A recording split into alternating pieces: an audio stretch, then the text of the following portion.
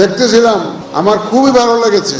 কিছু ত্রুটি বিচ্যুতি সীমাবদ্ধতা থাকবেই। এটা 18 কোটি লোকের দেশ, 127 মিলিয়ন ভোটারের দেশ।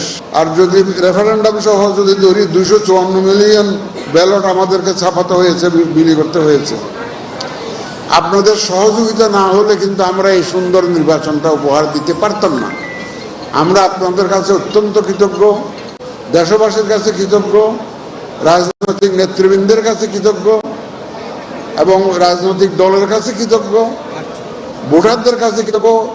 আমার যে ল এনফোর্সমেন্ট এজেন্সির প্রায় 17 লক্ষ লোক কাজ করেছে, আমাদের ভোট কালেক্টর যারা ভোট কালেক্ট করেছেন এবং আইনশৃঙ্খলা বাহিনীর প্রায় 9.5 লক্ষ মিলিয়ে প্রায় 17.5 লক্ষ লোক এখানে কাজ করেছে এই ভোটে।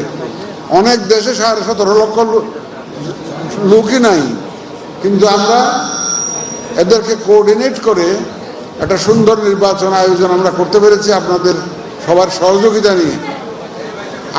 আমাদের প্রত্যাশা থাকবে, এই যে একটা সুন্দর নির্বাচন হলো, আমি বলবো না যে এটা পারফেক্ট নির্বাচন কোথাও হয় না।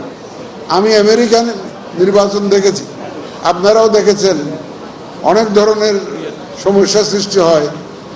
সুতরাং যেটুকু হয়েছে আমার মনে হয় অতীতের ইতিহাস যদি আমরা দেখি, ইনশাল্লাহ যে কোনো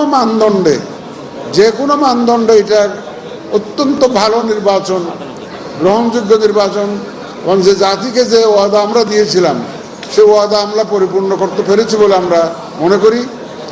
এখানে একটা বিষয় বলে রাখা ভালো, যেহেতু একটা রেফারেন্ডাম একটা আছে আমাদের একসাথে, ভোট গুনতে একটু সময় লাগছে, পোস্টাল ব্যালট বিষয়টা আছে, একটু ভোট গুনতে সময় লাগছে।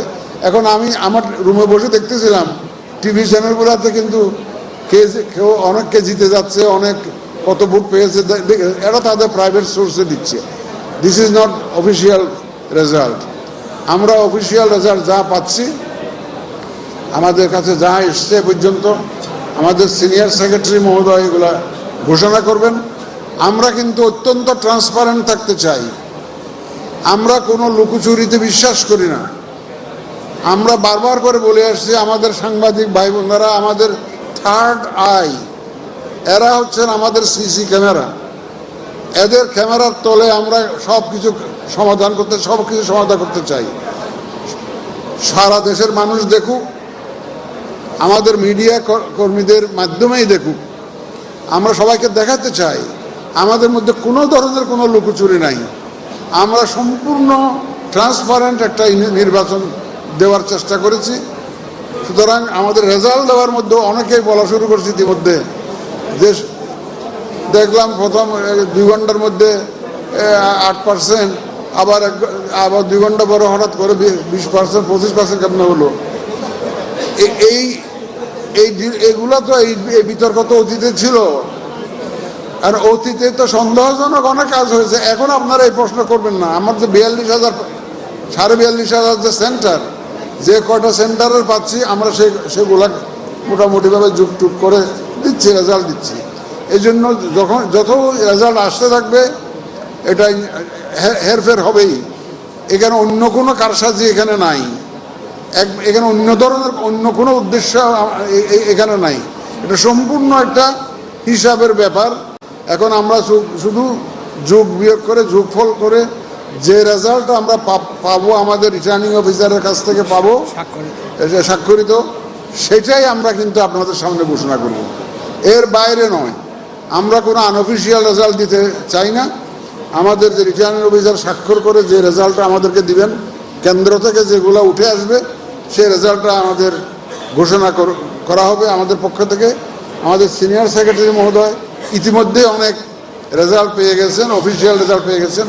এখন আমি ওনাকে অনুরোধ করবো, এটাও আনঅফিসিয়াল, এটাও আনঅফিসিয়াল। অফিসিয়াল হবে কখন? যখন গেজেট করবো আমরা, যখন গেজেট করবো তখন that is the final official document. তা আমি আপনাদেরকে খুব মুবারকবাদ জানাই।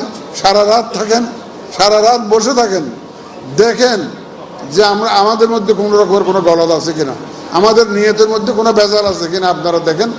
আমরা আপনাদেরকে আমন্ত্রণ জানাচ্ছি, আপনারা থাকেন এবং দেখে যাবেন। আমি অনুরোধ করব আমাদের সিনিয়র সেক্রেটারিকে,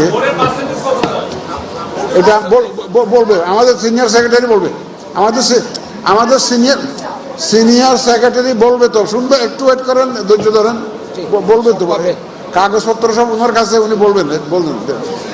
বলো তুমি, বলো বলো।